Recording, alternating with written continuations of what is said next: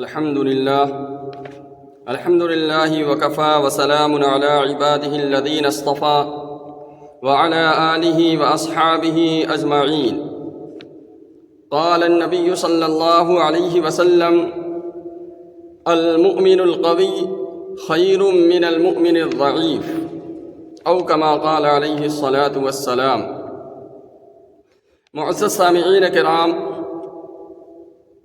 آج ایک اہم مسئلے پر کچھ باتیں آپ حضرات کی خدمت میں پیش کرنا انتہائی ضروری ہے. پہلی بات یہ ہے کہ ہمیں یہ سمجھنا ہے کہ یوگا کی حقیقت کیا ہے. یوگا کیا ہے؟ یعنی یوگا یہ صرف ایک ورزش اور ایکسرسائز ہے، یا یوگا کا تعلق کفر اور شرک سے بھی جا ملتا ہے؟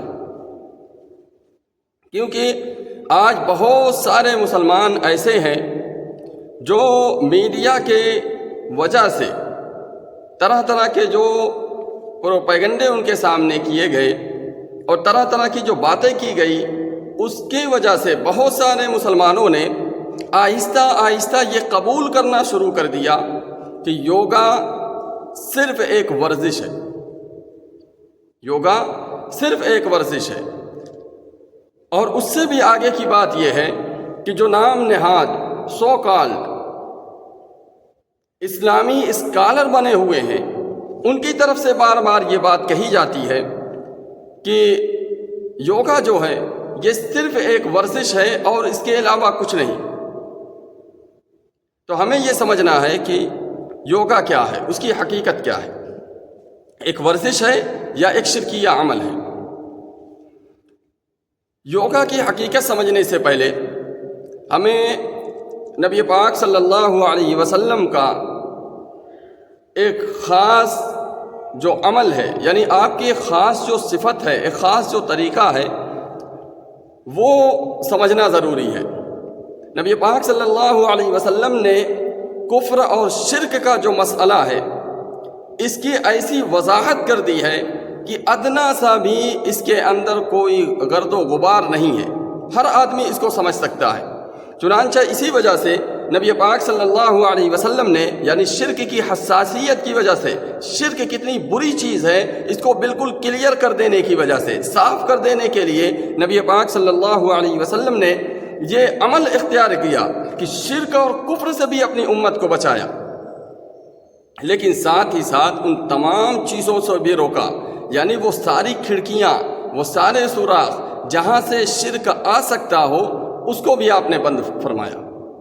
اس کی میں ایک دو مثال آپ کو دیتا ہوں کہ وہ بالکل کھلے ہوئے شرک تو نہیں ہے، لیکن اس کی وجہ سے شرک کا شائبہ ہو سکتا ہے، شرک کا شبہ ہو سکتا ہے، اس سے بھی نبی پاک صلی اللہ علیہ وسلم نے منع فرمایا.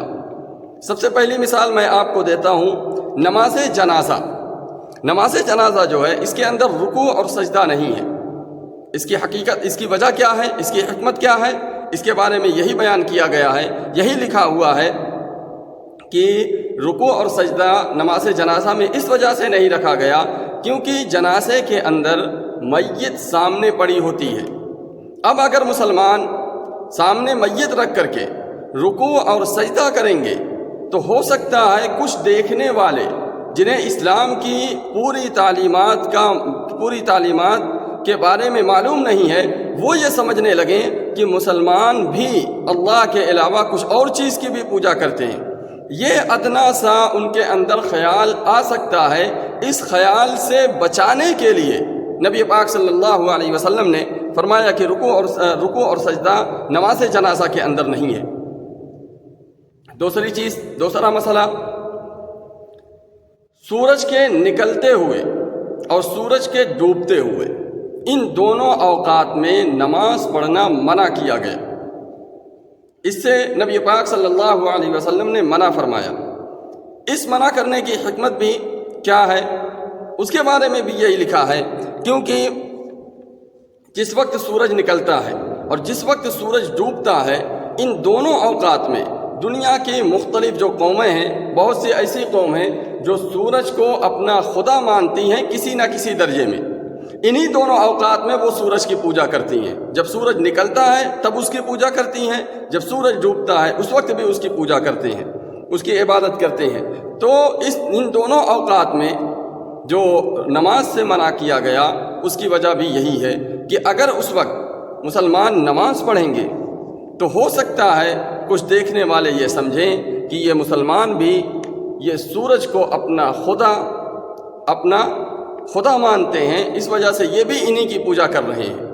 تو یہ دو مسئلہ ہے، دونوں کے اندر یہ ہے کہ نبی پاک صلی اللہ علیہ وسلم نے شرک کے شبہے سے بھی لوگوں کو بچایا ہے۔ شرک سے تو بچایا ہی ہے، شرک کے شبہے سے بھی بچایا ہے، ایک بات۔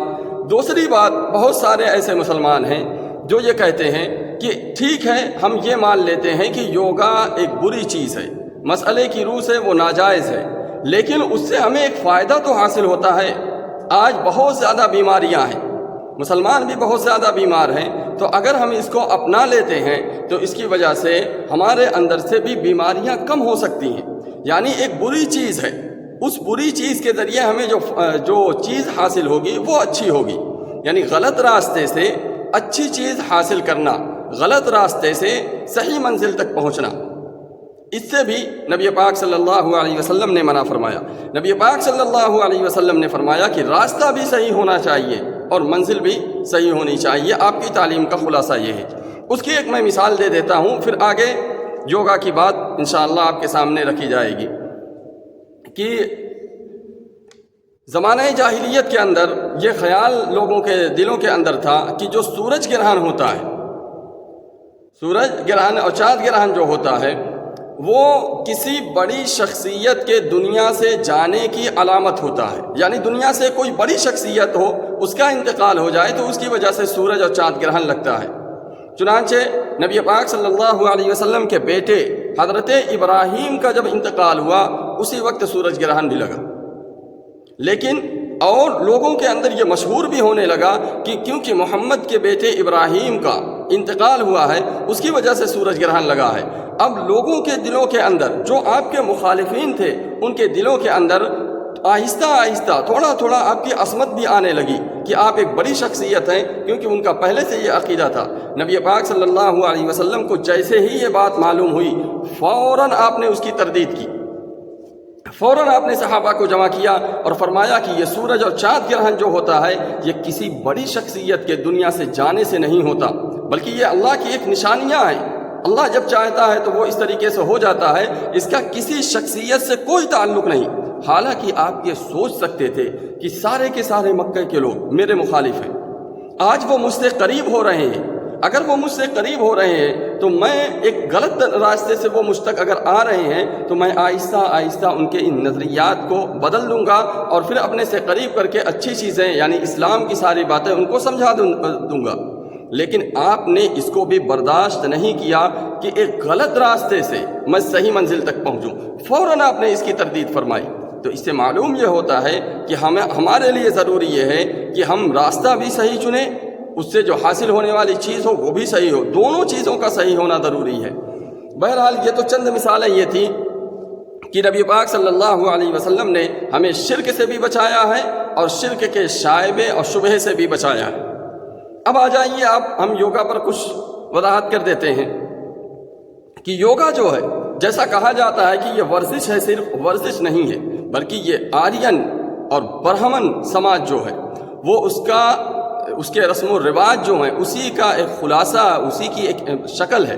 وہ اس کے ذریعے سے چاہتے ہیں کہ دنیا کے اندر بلکہ خاص طریقے سے ہندوستان کے اندر جتنے طرح طرح کے لوگ رہتے ہیں، طرح طرح کے مذاہب کے ماننے والے لوگ ہیں، ان سب کو ہم اپنے کلچر سے اور اپنی تہذیب سے آہستہ آہستہ مانوس کر دیں۔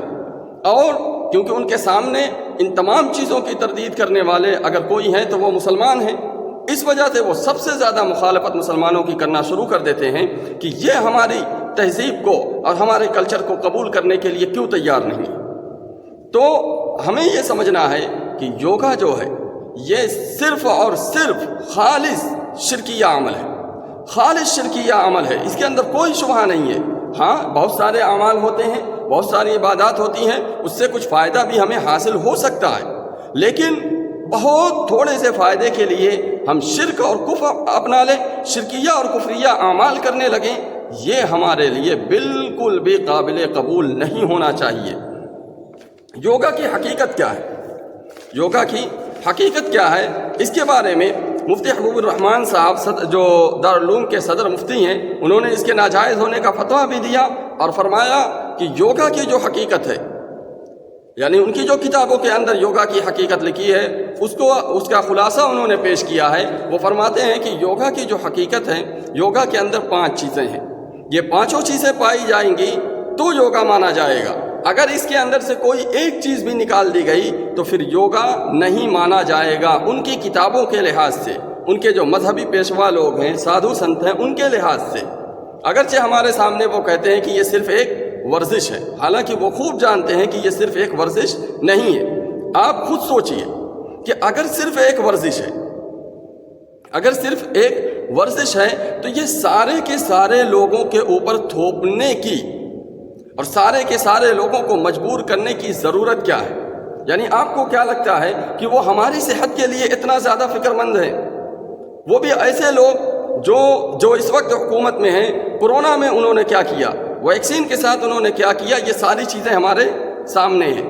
پھر بھی ایک چیز لے کر کے وہ اتنا زیادہ اتساہت ہیں، اتنا زیادہ ان کے اندر یہ ہے کہ نہیں سارے کے سارے لوگوں کو کرنا پڑے گا، بلکہ بہت سارے لوگوں نے تو یہ کہہ دیا، کچھ جو ان کے نیتا ہے، کہ جو یوگا نہ کرے اسے اٹھا کر کے سمندر میں پھینک دینا چاہیے۔ تو ان کے اندر جو یہ چیز بھری ہوئی ہے اس کی وجہ کیا ہے؟ اس کی وجہ کیا ہے؟ اس کو سمجھنا ضروری ہے۔ تو بہرحال مفتی حبیب الرحمان صاحب نے بیان کیا، وہ فرماتے ہیں کہ 5 چیزیں ہوں گی تو یوگا ہوگا۔ سب سے پہلی چیز ہے، ایک لفظ ہے آسنا۔ آسنا کا معنی ہے یعنی جسم کو ایک خاص ساخت میں ڈھالنا۔ آپ نے دیکھا ہوگا کہ جو یوگا کرنے والے ہیں وہ اپنے جسم کو ایک خاص حیت میں، ایک خاص شکل میں بناتے ہیں۔ دوسری چیز ہے دھرنا، یعنی کسی خاص چیز پر توجہ کرنا۔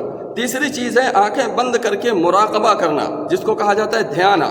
چوتھی چیز ہے روح پر گرفت کرنے کے لیے کوشش کرنا، محنت کرنا، روح پر گرفت ہو جائے، اس کو کہا جاتا ہے پرانیاما۔